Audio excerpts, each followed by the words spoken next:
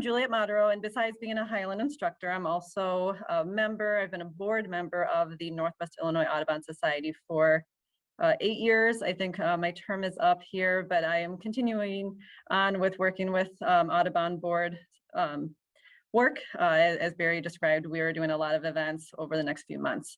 And tonight I'm going to talk about a report called Survival by Degrees, 389 bird species on the brink. And this is National Audubon Society's most recent report about birds and climate. And one of the things I always say is what's good for birds is good for people. And the reason I say that is because birds really help show and localize climate change where you live. And it helps you understand that if it affects them, it could affect us as well. Birds are indicators of the health of the ecosystems that we share with them. And it's not the most pleasant thing to talk about tonight because it's not my happy-go-lucky presentations that I'm normally doing. This is going to kind of feel devastating at times, but there is some hope. We do have things that we can do to help these birds and ourselves as well. So even though I'm about to say we're slightly in a bird emergency, that also means that we could be in a people emergency. Birds face, we face. So we have to think about our children, grandchildren. Really, this land, this planet is theirs to inherit, so we really should take action. So there's a few takeaways that we will want to look at here. So the first thing is that the science that we're seeing is 2/3 of North American bird species are at risk of extinction from climate change. So we really have to protect birds now, because if we need to address this, we need to find the underlying cause of climate change because we're seeing that they are endangered and why that is. The next takeaway is there is good news. We can see that if we take action now, we can help improve the chances of a good majority, 76% of these species. And I'm going to show you how it is really localized to where we live, Stevenson County or even whatever county you might be near, to help you understand that what might be going on in your own area.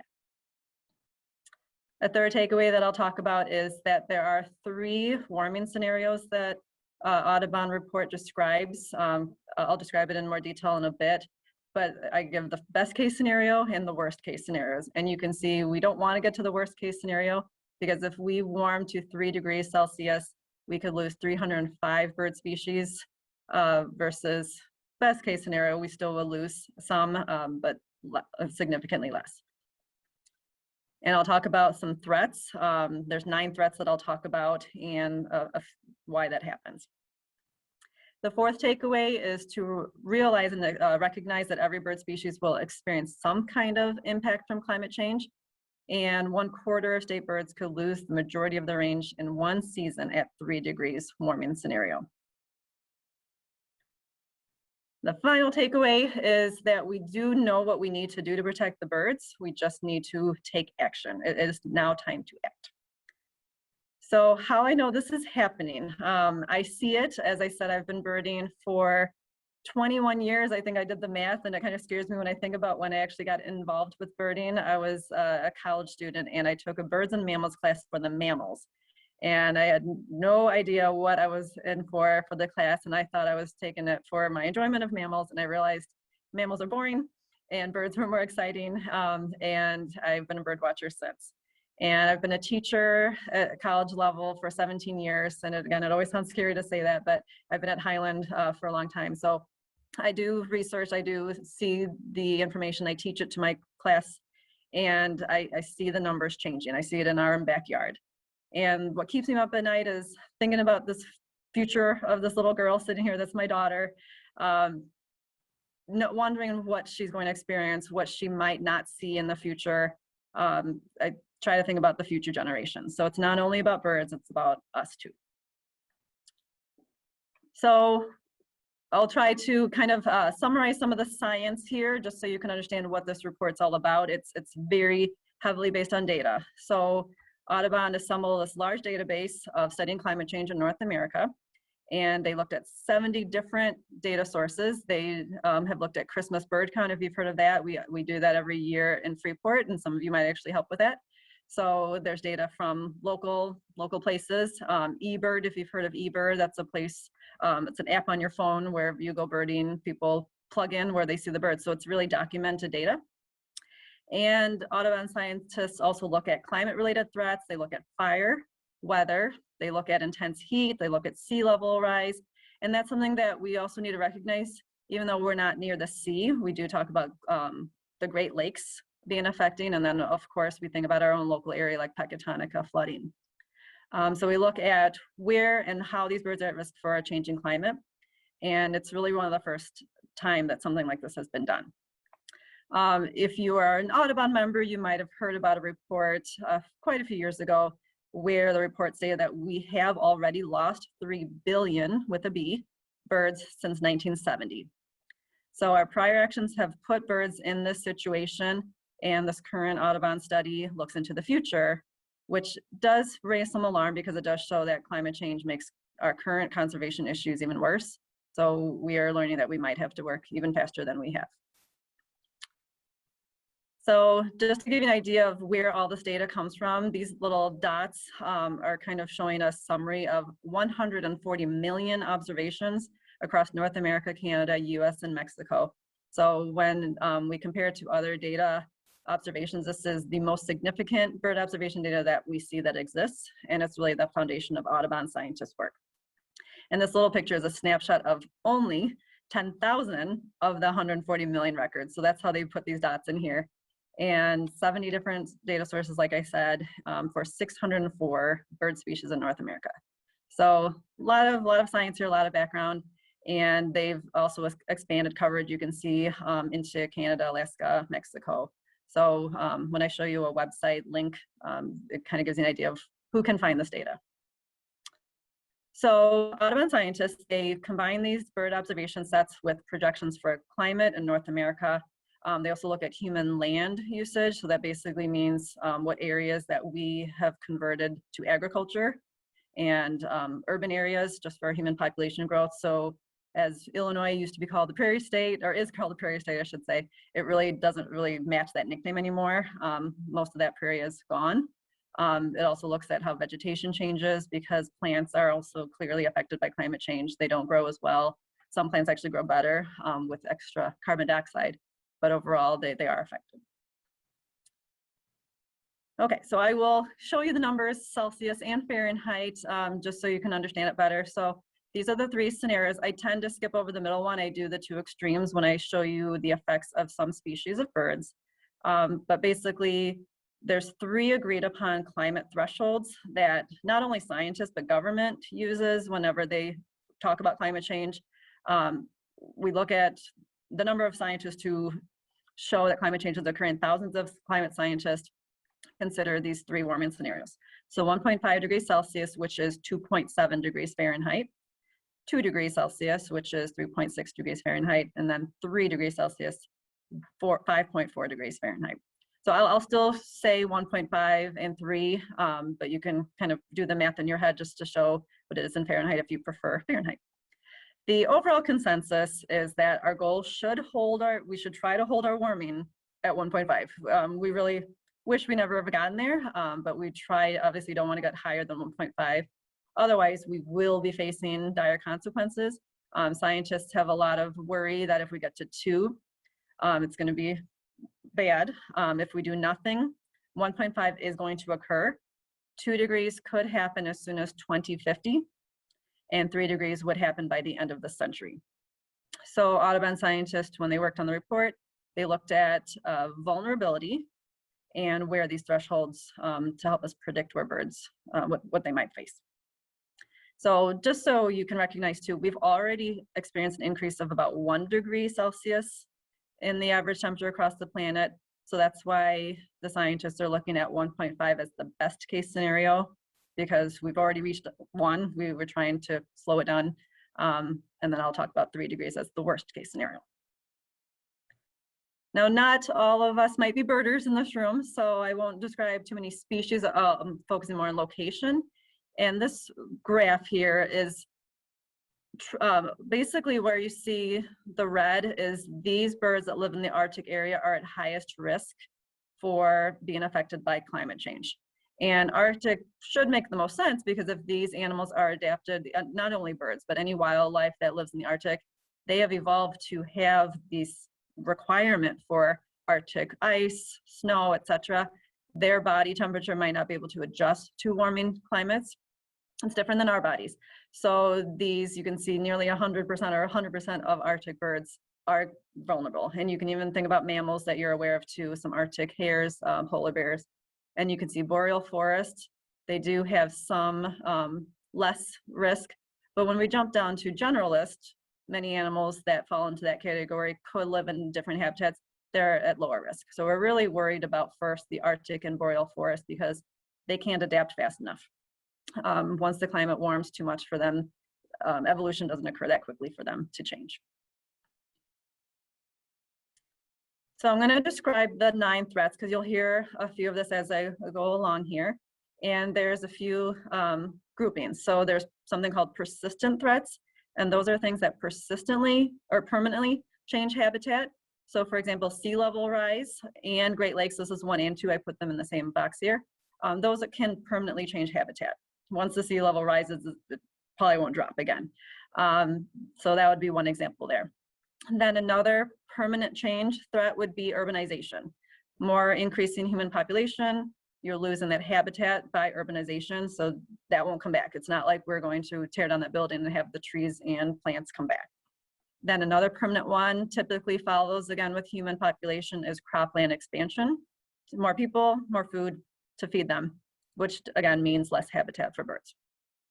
The next category that we'll get, which will really add up to your 9 climate threats, is intermittent threats. So these are effects that can impact species in a given year, but might not be permanent, but could affect a population at 1 year, 1 season, and that might affect the next generation. So the first example here would be extreme spring heat. So you might be seeing traditional spring temperatures, but then all of a sudden a very hot spring day that can be harsh and harmful for not only the birds themselves, but the food and the plants that they eat. Then spring drought and fire weather. And I'll describe some of these more in the next slide too. Heavy rain and something called false springs. And I'll define that next as well. I'm not sure how many of you follow along some of the news reports. Just to give you an example of one of these, piping plovers, that's a big endangered species, and it's been seen again in Chicago. That's a big thing that a lot of our birders are looking for because we're excited when we see this endangered species going back to this area in Chicago. And they breed on this coastal area, so if the water rises too much, then they don't have enough nesting locations. Last year, this was a big deal. They canceled. People were really upset, not because the birds were there. They were upset more because it affected their summer plans. A lot of people complained because they closed the beach because this was an endangered species and they wanted the birds to have a chance to breed during this time. And people were upset because they had to cancel the fireworks display because that it scares the birds. They had to cancel a music festival. So you can see there's a lot of pushback to protecting these species because humans want to have their fun events. So it gets tricky of how do we manage this well. Okay, so here I'll define a little bit more. And basically the color here, when you see orange, orange is showing you the 1.5 degree scenario, and red is the 3 degree. I know the colors are a little slightly different, but hopefully you can see a lighter color and a darker color. So as I said, sea level rise over here, it is focusing a little bit more on the coastal, but the Great Lakes, you can see some as well. So you might have sea level and Great Lake levels changes. But the reason why that's a threat is because it affects nesting birds. And I see it also when we do our crane count. We do a crane count, actually 2 weeks ago, we just did one. And one of my locations is the Jane Addams Trail. And sandhill cranes nest in that kind of habitat. And if the water's too high, or they've already built their nest and the water comes too high, it floods their nest. So chance occurrence of where they place their nest and flooding just damages their offspring like that. So it kind of give you an idea of they've done it for so long where the climate was not indicative of the flooding, and climate change has made it change too quickly for them. Urbanization, so think about just the fact, again, human population, so cities demolished bird habitat, But when temperature rises, we have to think about how people start to behave as well. People will leave rural areas because it's harder to grow crops. So as more and more people concentrate into metro areas, it increases more development into the land and surrounding cities. So this is a model based on global population scenarios. So it's a little more broad generalization there. Fire weather, you can see the range here. So a little bit covering here in our area. But wildfires, there is some benefit to fire. You might be aware of prescribed fires in prairies, but it's more about the frequent ones. So they incinerate habitat right away. Usually if it doesn't happen frequently, then the wildlife, the habitat can come back. But if it's constant and repeated, then it's hard to recover from that. Then oops, I went too far. And spring droughts here. So spring droughts, same kind of situation when it's warmer. You're having the droughts evaporate the water, and that affects water supply, and it also affects food sources because plants need the water as well. Cropland expansion is an interesting one. So this one, it's actually worse at 1.5 degree, where all the other ones seem to be worse at 3 degrees. And the reason for that is you're seeing that crops have a harder time of producing with changing precipitation patterns, so high temperature drought. So it actually becomes worse at some of these temperatures, even the lower ones. Cropland use though does affect bird habitats. A lot of native bird species who relied on prairie still rely on that kind of area. So if there's any tilling or tractors, they could just demolish the nest right there. So a lot of it is related to just encroaching into habitat. There's some work though. Audubon does work with agricultural practices, educate of ways that farmers can manage land differently that could be friendlier to birds, maybe a timing situation, allowing the breeding to be finished. I know that can be tricky, but there's work that has been done. Here, extreme spring heat.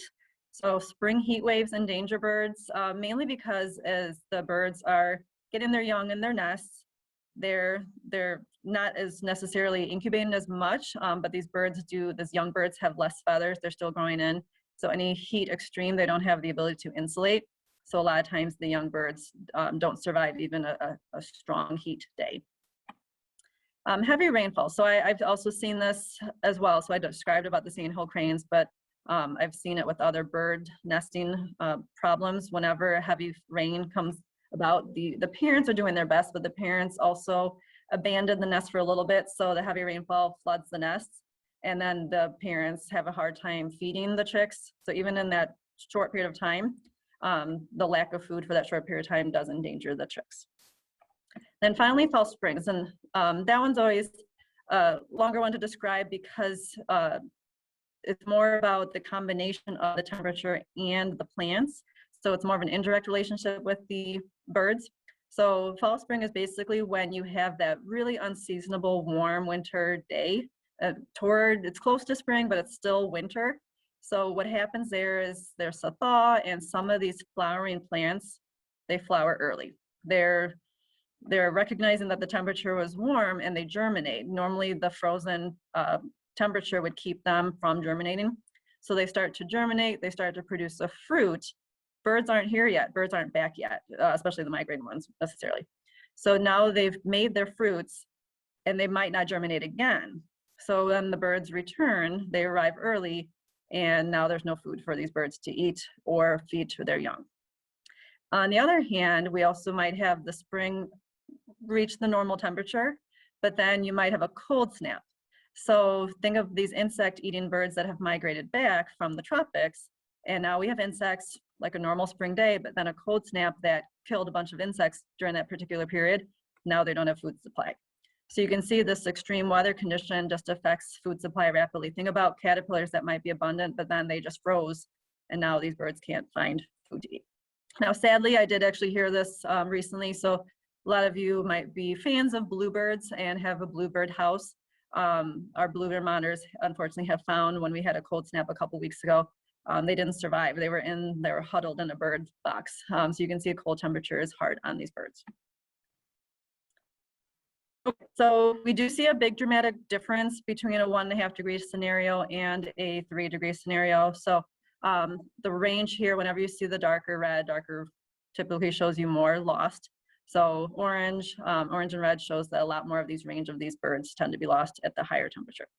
So to give you numbers again, climate change will likely push 101 species in that northernmost part of our area toward the poles. So we might actually see less of our favorite bird species in some way. Okay, 98% of the lower 48 states will be affected by at least one threat. So as I've been describing, 9 threats. So whenever we see the numbers, it's not telling you which one necessarily, but it's just saying of the 9, where you see darker, you can see more threats are included. So when we have a 3-degree scenario, you can see we're facing 3, 4, 5 or more threats at that time. So we don't want to get there. At 1.5 degrees Celsius, 17% would face no threats across both seasons that we experience. 63% would just face one. So our goal is to try to mitigate now, try to figure out ways to soften the climate change that's occurring. And big numbers, 97%, which is 305 species in North America would be under multiple threats under a 3-degree scenario, as opposed to 20% under a 1.5 degree scenario. So I know I keep giving that similar type of knowledge number here about 1.5 is better, best case scenario, but it is good and useful to see why where we're losing not only habitat area, but breeding areas as well. So I'm going to give an example of a real bird in a bit that you might be familiar with, just so you can see how their range changes. So climate change mitigation, that's not the topic for tonight about the bigger picture, but what that means is what are some things we can do in our own lives, how we change, and that I'll give some tips at the end of this. But when we do climate change mitigation, that would reduce the risks for these threats over most of the United States. So how do we learn how to do this? First is recognize how climate change affects your area, and also broader. I think it's always good to see how we're connected to the big picture, but there's a way, and I'll show you just a snapshot of it. If you go to the Audubon website and you can kind of search around by survival by degrees, there's a visualizer. You type in your zip code, and I'll actually show you what I did for Stephenson County. But anyone in the area can type this in. You can type it in for Mexico and areas of Canada as well. So they made this information broad for many people to find. So what I did is I typed in for Stephenson County, and just to show you the numbers, if I typed in and hovered around the 1.5 degrees, you can see we have 51 that will probably be okay. Some are vulnerable. You can see there's one highly vulnerable, and the Henslow sparrow, and that's a rare one. I've never seen one myself. I think I've heard one, but I've never actually seen it. And it was one time. So you can see even they're pretty low in population anyway, but they would be a high vulnerable even at 1.5 degrees. Then I switched it to 3, and you can see the number jumped. So you can see we could lose a lot more. I'm going to jump back and forth. You can see the stable species, 51, still is pretty close to 43, but then the high vulnerable did get higher. And I know the font might be small for you, but you might see ones that you might recognize, like red-headed woodpecker, wood thrush. They have a very beautiful call. It's a flute piccolo sound. Brown thrasher, field sparrow. Those are really prevalent around the area, especially I hear that at Oakdale. It sounds like a dribbling basketball. So you might be able to recognize their calls. Whippoorwill, if my daughter was here, I'd ask her to do the whippoorwill call. She does that really well. But and her name's Willow, so Whippoorwillow, we call her. But you can see, and I didn't show all the photos below of the 11. But it's a good way to see what birds could be at risk and understand it a little bit better too. So I chose the bobolink, and I remember one of the first times I first saw the bobolink, and we do have them roughly in the area. We do have them at the Audubon preserves that our local chapter manages. But beyond that, the other time I've seen it was over in Maine, and it was a nice prairie area. So less than 3 times or 4 times in my life I've seen the bobolink, and I like the bobolink because, one, the name is just fun, but they're really cool. I don't know if my any Star Trek fans, but if you ever hear one of these, they have these clicks and buzzes and trills like R2-D2, and it's just very robotic. And if you come to the art museum, I think they might be playing some of the bobolink calls when you walk around the art here. But you can see here there's projections, and I'll do a zoom in on this in a bit. But scientists, the Audubon scientists combined environmental data, and they also projected it with weather and climate projections to see what kind of range would be lost. So red is bad, as you've been seeing.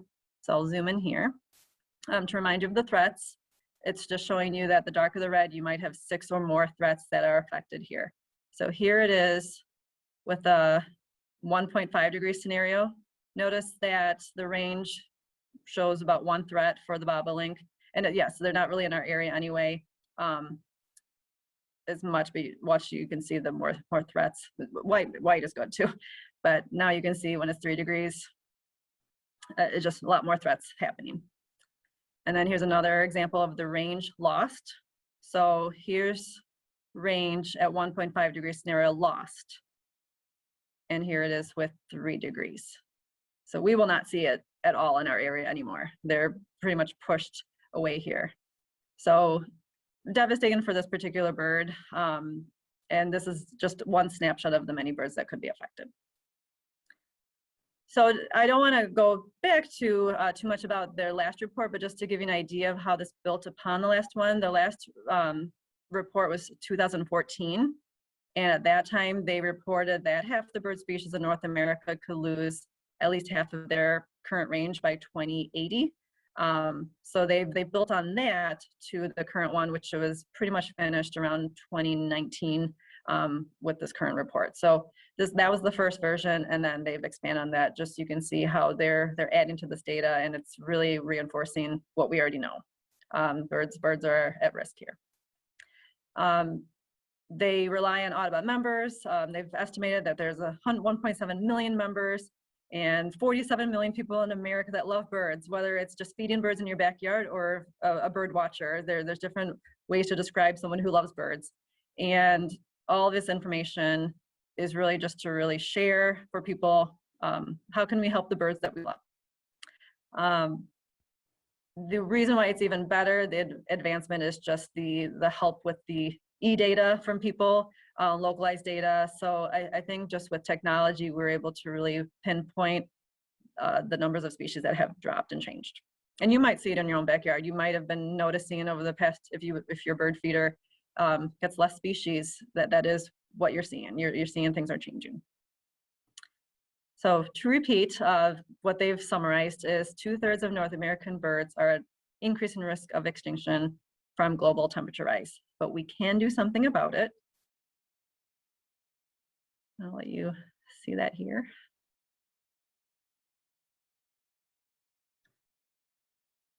So one of the ways is to learn from Audubon website itself, learn from our local Audubon chapter, talk to people such as myself, and there are some simple steps. One is start a conversation such as this one, really learning about what's going on, but then building a movement for change.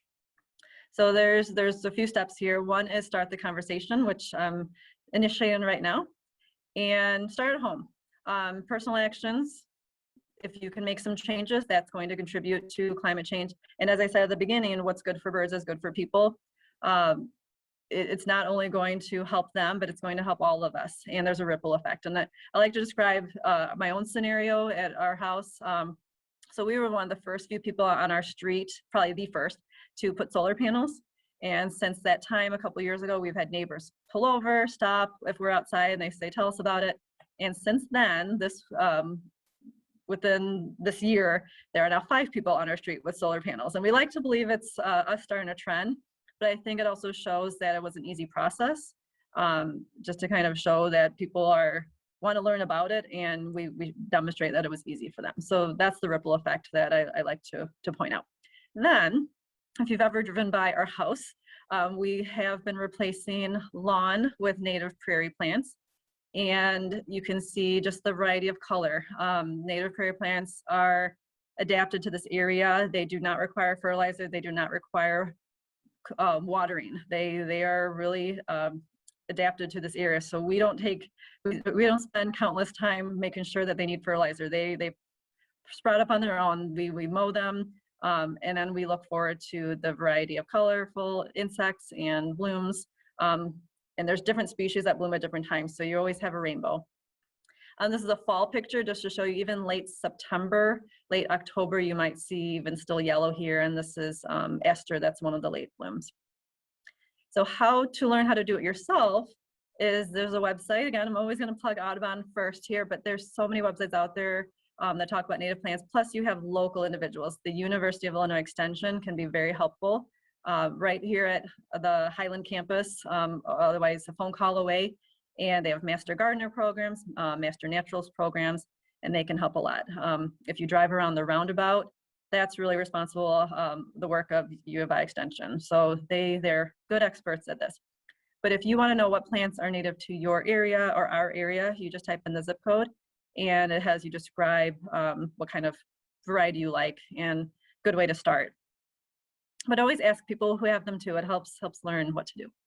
But I always like to point out too, when you build it, they will come. So all of our prairie plants brought a variety of insects. And again, when I say insects, I also mean it brings food for birds. So one of our favorite things to see is this clearwing hummingbird hawk moth. It's a moth, but a lot of times people think it's a hummingbird because they move really quickly and they kind of look like that bird shape. But there is the hummingbird. And then we see varieties of these swallowtails and monarch butterflies. And then we have a bluebird house, and we would not have seen the bluebird house without the habitat for them. And the eggs, this was last summer. And then when I see mama bird or daddy bird having a moth or a butterfly, so that's the thing, we do want to understand the food web. And these plants are not for us. These plants are, we enjoy them, but I always like to remember, if you don't see something nibbling on your plants, that means you're doing something wrong, because we don't want to use pesticides or insecticides, because that will kill the insects, which are the part of the base of the food web. Plants first, then insects. But when I saw this bird holding this moth, I knew that there were babies inside. That's a good sign. And going back to our young generation, this was my daughter, excited to find insects and flowers in our garden. She's pointing out the caterpillar here, and she eats it up. Not literally, but just the learning of the plants and wilderness to her. I taught her a word once, one time, coccinellidae, which is the family for ladybug, and a 3-year-old says coccinellidae before she says ladybug, just because she enjoyed learning this new scientific term that mommy taught her.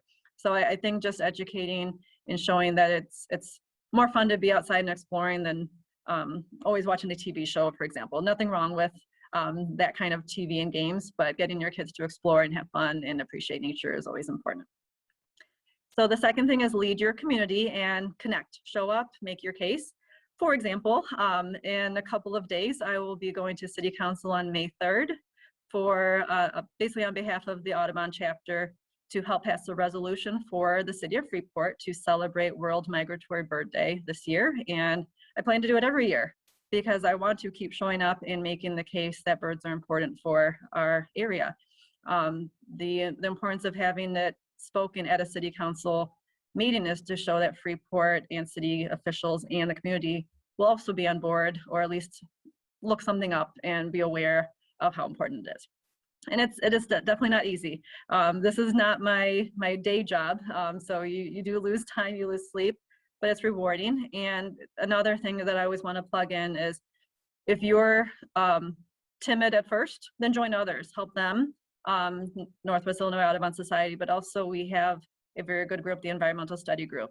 You might see their columns in the newspaper. They are also very good at helping the community develop good environmental practices. Then we need to change the system, rebuild the machinery, and a lot of this is related to tackling state and regional levels. Don't be afraid to constantly talk to your legislator, even if it's a phone call every day or an email every day. They might feel annoyed, but you are sharing your voice. Another important thing though is don't forget to thank them when they are supporting choices that you appreciate, because then that shows that you are listening and not only complaining. Phone calls are more effective. It's more instant. Emails are still very good, but phone calls are more effective. And then lobbying. It's always important to vote and support the candidates that take meaningful steps toward curbing climate change emissions and tackling climate change. And again, that's your voice. That's your voice to be able to show where your support is. So different things to consider to make lasting change in the world start right here. We want to inform, we want to educate, and we want to encourage, but feel free to get involved, ask questions anytime with people that you might know are part of the Audubon chapter or environmental study group. I think all of us are able to assist, but I think also just looking things up and not being afraid to challenge the system a little bit, but also enjoy what the variety of the birds that we see. I think that also keep us a little more positive as well. And that's the bobolink there close up. And these are ways to contact. You can also probably find any of these contact through the website. Some of you might know me personally, so you can always find me that way, but these are ways to find our Audubon website. And I will stop there for questions. I will, let's see. Yeah, you should be able to, I can unmute or allow them to unmute if they need. Or you can chat in the chat. Do I need to do something? No, they should be able to unmute if they have a question. Anybody Hi, else? hi, Juliet. This is Sandy. Can you hear Hi. me? Hi. So during your presentation, you didn't talk at all about like feeding the birds other than the natural prairie plants. Is that something that you would say is the way to go? Don't go out and purchase seeds that come in. I do feed the birds the seeds, but then I am just troubled by the plastic bags that come in and things like that. So I feel like, oh, I might be helping one species, but then what is the chain reaction to the bags that they come in? So that's a constant conversation in my own head. So if you could address that. Yes, that's a very good question. So feeding birds is definitely good. We've changed the habitat so much that they might need some help with food supply, but it's more in the winter that is the bigger need. I'm not saying that you don't have to, you certainly can feed year round, but what I always try to remind people is the insect-eating birds will migrate. So they will find their food supply there when they go to the tropical area. And what we have to think about too is how their habitat in the tropics is also affected. So I'm going to talk about coffee in a bit. But as far as feeding birds, you're going to help in the winter benefit these seed-eating birds that have a harder time finding the seeds that are covered with heavy snow. Robins, a lot of people say, oh, my robins haven't left. Because of climate change, they don't need to. And many robins never actually migrated anyway. It's kind of this myth that built in that robins are the indicator of spring. But if there's less snowfall, they don't need to leave. So with your question here, feeding birds for sure. And then yes, the plastic bag, that might be an issue. But if you're buying in bulk, at least you are reducing the amount. There might be some groups, co-ops that allow you to refill. I don't know if that's hard to find. But if you support Audubon chapters selling seeds such as ourselves or where you live, those are better than big what's the word? Big box stores that might have different initiatives. But let me speak about year round. So seed-eating birds will want to keep warm. They need the fat supply, so they're going to eat a lot of the fat seeds. So sunflower, suet, those are excellent. But once breeding occurs, they actually eat less seed because they want protein food, which are insects, for their babies. So let's say you are someone who feeds year round, you're probably spending money on seed that might not be eaten or by being eaten by, nothing against sparrows, house sparrows, but house sparrows are non-native. So you are encouraging non-native species to eat your seed versus maybe the cardinals and grosbeaks because they're going to be finding the insects. And the main reason I promote native plants is because you have the natural seed in there, but then for someone who, if you're a hummingbird fan, I have found that I don't have time to keep cleaning the hummingbird feeders. And then I feel guilty, like I see that it gets cloudy, it's fungus, because the hummingbirds do get a fungus infection. So I tell myself, I can't keep up with it. So I rely on my native plants because the native plants don't get the rotting like the hummingbird feeders do. If you're a good, responsible person with your hummingbird feeders that clean it, go for it. So hummingbird feeders are pretty important for the birds that come too early and the flowers aren't ready. So they rely on us in that case. So hopefully that answers your question. It is okay to feed seeds, but if you want to be more economic, it might be cheaper to only rely on it in the winter. But if you certainly love feeding year round, go for it. Okay, thank you. Yeah, that helps a lot. Okay.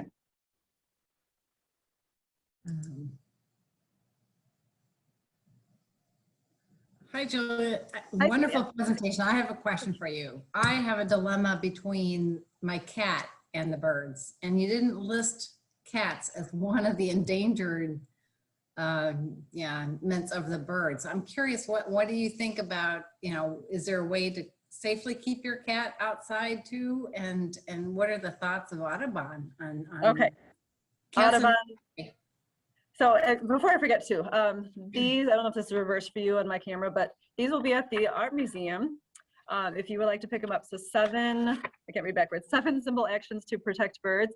But this is also online. This is free. We just printed it out to make it easier, but at the Cornell Lab of Ornithology. But it does talk about cats. Audubon is a big no cat. But we do know that people are cat lovers. So there are ways to keep them inside is the safest. But the other thing too, your cats will live longer lives. There are some studies that those who are staying indoors, they have a healthier life because you don't have to worry about car hitting them, etc. But let's say you do want your cat to be able to roam. Let's first recognize that they have still their wild instinct. We are feeding them food at home. So when they kill a bird, it's not for nourishment. It's kind of in vain. The bird died without being consumed. Not saying that's, just kind of point out the carnivore instinct. But you could put a bell on them to possibly alert a bird that they might attack. I know cats are fast, but that would be one possibility. If you've heard of catios, there's an outdoor catio or patio for your cat. So it's an elaborate thing for your yard. It keeps them contained in your yard, but they get the outdoor, it's kind of like an outdoor doll cage, but I think it's more zigzags for the cat to roam through. That's an option as well. But Audubon takes a big stand against cats. Cats are the #1 biggest killer of birds. #2 would be window strikes. So we lose, the number kind of ranges because it kind of depends on looking at other factors, but billions of birds, millions to billions of birds killed by cats. Yeah. So maybe be another one of the 10th little square. Yeah. Thanks. And I meant to talk about the coffee thing too. So if you do look at this, window strikes are a big cause. So the problem here, especially right now, like this week, next week is a big peak migration time. Weather reports actually pick up bird migration on Doppler. It does look like weather, but it's actually birds. And so it's really neat that you can see when they're coming. But window strikes are a big killer because they see the sky reflection behind them. So they think that's still the sky and they keep flying into it. And most birds that hit, their tiny heads their skulls are not strong enough. You might see the bird fly away a little bit and sometimes they make it, but a lot of times they perish. So there's information about how to do this. One is turning off your lights at night when you don't need to, or close the curtains. The cat information in there, but I was going to talk about the coffee, kind of related to when I mentioned with Sandra's question. When they migrate to the tropical areas, you might have heard the phrase shade-grown coffee. So shade-grown coffee is more beneficial to bird habitats than conventional coffee. Conventional coffee is where, so you can see the black of the word shade. They tear down rainforest to allow a lot of sunlight for the coffee plants to grow abundant. It's cheaper for the people who make the coffee, but you can see loss of rainforest habitat. So when these birds are migrating to their normal resting areas or breeding areas, eventually they won't have them. But if we support shade-grown coffee companies, shade-grown coffee keep the rainforest plants, and grow the shade ground. It is a little more pricier because they have a less yield. So it costs more a little bit for us, but at least you might feel better about supporting saving bird habitat. And a good company is Birds and Beans, but there's plenty others. Birds and Bean Coffee. And there, actually the best thing is to look where you live, because another thing to think about is if you're ordering coffee online, shipping cost. So if you can find a local coffee, shade ground coffee company, I know there's one in Wisconsin actually. So for Sandra, but other areas you can find one locally that way. But other threats, native plant, avoiding pesticides. So pesticide kills insects, food supply. So we have to think about that kind of situation. I recognize when I used to commute to DeKalb for school, my windshield was covered with insects, and now you don't really see insects on your windshields anymore, and that's alarming. And what we need to remember is we may be called humans, but we are also animals, and we're part of the food chain. So even though we may not directly eat insect, the plants and animals that we rely on require them, especially pollinators. So something to consider. My phrase of what affects birds affects us, or what's good for birds is good for us. What other questions may you have? What's the rarest bird you've ever seen? Well, that bobolink was a pretty rare one.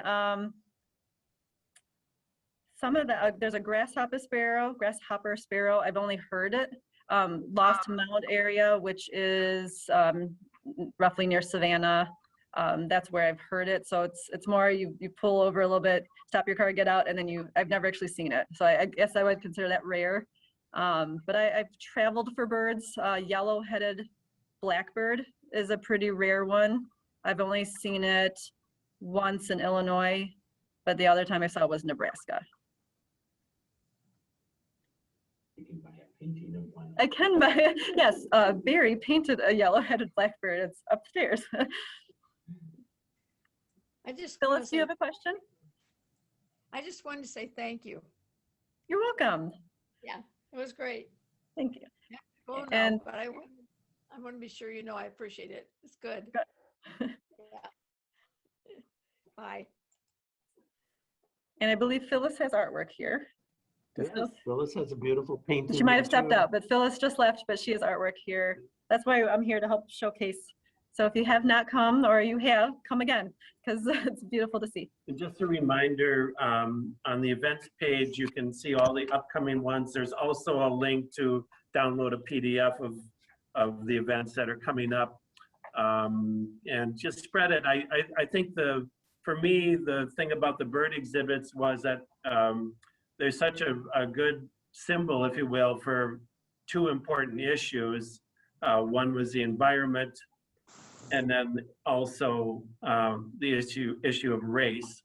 If there's a creature that exhibits more diversity than the bird, I don't know what it is. Every time I learn more about them and I look at them, they're just all over the place in what I call their design and their beauty. And so I think these exhibits are kind of good jumping off point to touch into those issues. And I want to thank Juliet. She's been a great collaborator on this, and then World Migratory Bird Day. It's going to be fun, but hopefully that it starts educating the kids and their parents about things that we can do for birds. So